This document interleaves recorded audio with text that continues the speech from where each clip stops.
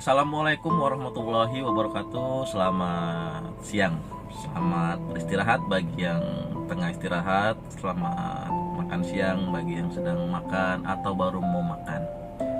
Hari ini hari Selasa 16 September 2025. Saya ingin berbagi sedikit cerita kemarin tentang alasan kenapa saya mau mencoba belajar jadi YouTuber. Cerita ini berawal dari saat kemarin lusa lah ya. Saya minta tolong teman saya untuk coba deh tolong like, tolong subscribe channel saya, itu baru berapa orang aja gitu kan. Jadi ditanyain tuh kenapa pengen jadi YouTuber, emang bisa, emang mampu gitu kan, emang bisa belajar lagi udah umur segini atau apalah gitu alasannya, nggak ngerti pertanyaannya itu ya. Nah jadi saya jawab yang alasannya ya, yang pertama pastilah seperti yang saya bilang di video saya sebelumnya, pengen membahagiakan keluarga, istri saya, anak saya, dan kalaupun mampu ya keluarga besar, orang tua saya, terus ya orang-orang sekitar saya lah gitu kan. Itu yang pertama pasti. Nah tapi di samping itu saya punya alasan lain gitu yang pengen saya bagi ke teman-teman yang mungkin nonton nanti, yaitu bahwasanya alasan saya gitu pengen punya YouTube itu kan ya agar punya penghasilan lebih, punya pemasukan lebih. Kenapa tujuannya, kenapa pengen punya pemasukan lebih?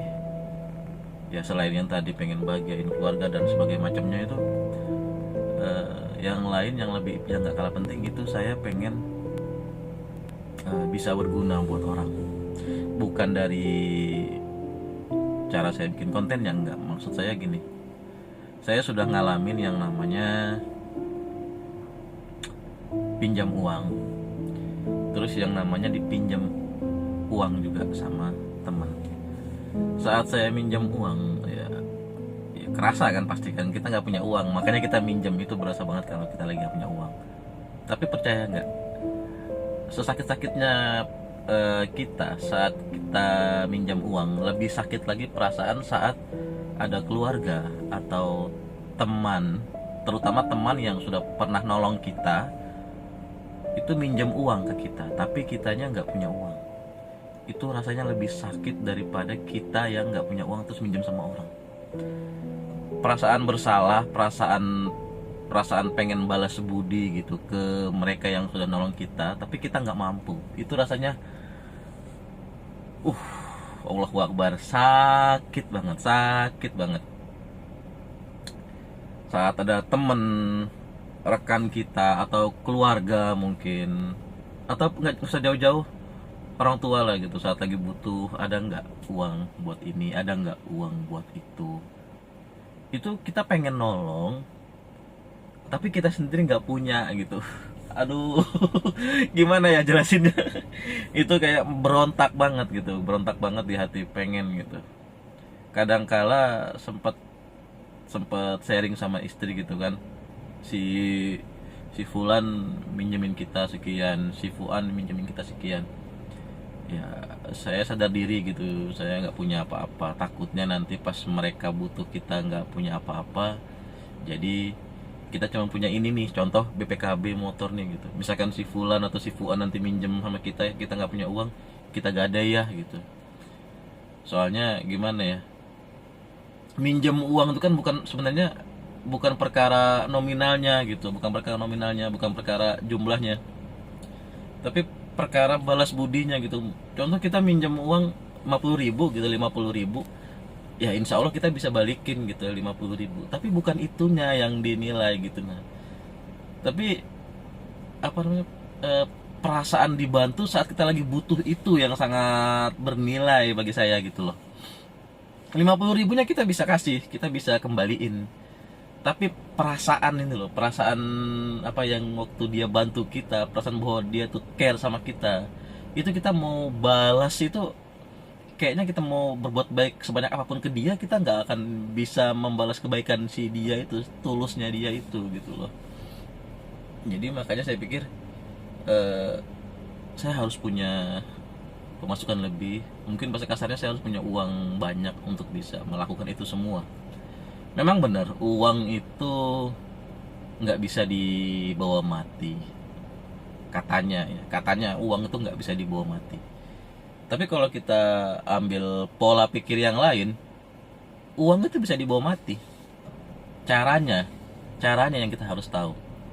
Saya pikir kalau kayak kita punya uang banyak, bagaimana cara kita bawa matinya? Ya udah, uang itu kita kita sumbangkan ke yayasan mungkin, pembangunan rumah ibadah mungkin, itu kan kita bisa kita bawa mati tuh amal ibadahnya dari uang itu gitu. Nah, terus kalau kata orang eh, apa, nggak segalanya bisa dibeli sama uang, ngapain ngejar-ngejar uang? Iya benar benar, cuman kalau kita mau pakai cara pandang yang lain dari cara orang itu berpikir, contoh gini, kita nggak butuh, kita nggak bisa beli semuanya dengan uang. Tapi saat misalkan kamu fokus sama Tuhan, sama Allah, kalau saya, bagaimana cara kamu bisa ibadah dengan nyaman? Kalau pikiranmu kemana-mana mikirin eh, susu anak, pampers anak, gimana caranya? Ya supaya kita bisa beribadah dengan nyaman tanpa mikir yang aneh-aneh, ya kita juga harus punya uang kan. Kita nggak perlu mikir lagi ini, nggak perlu mikir lagi itu, kita khusyuk gitu ibadah. Itu salah satu contohnya kalau di saya. Jadi kalau misalkan ada kayak yang salah-salah atau gimana, ya mohon maaf, karena saya juga manusia biasa dan saya juga bukan ahli kitab, ahli ibadah ya. Jadi ya itu sih, itu yang alasan saya kenapa bikin YouTube dan pengen penghasilan lebih. eh untuk teman-teman yang sepemikiran atau yang nggak sepemikiran, ya saya mohon maaf. Intinya sih saya tetap butuh masukan dan kritikan, saran yang membangun, yang baik, saling menasihati, saling toleransi. Ya, cukup sekian dan terima kasih video yang kedua ini. Wassalamualaikum warahmatullahi wabarakatuh.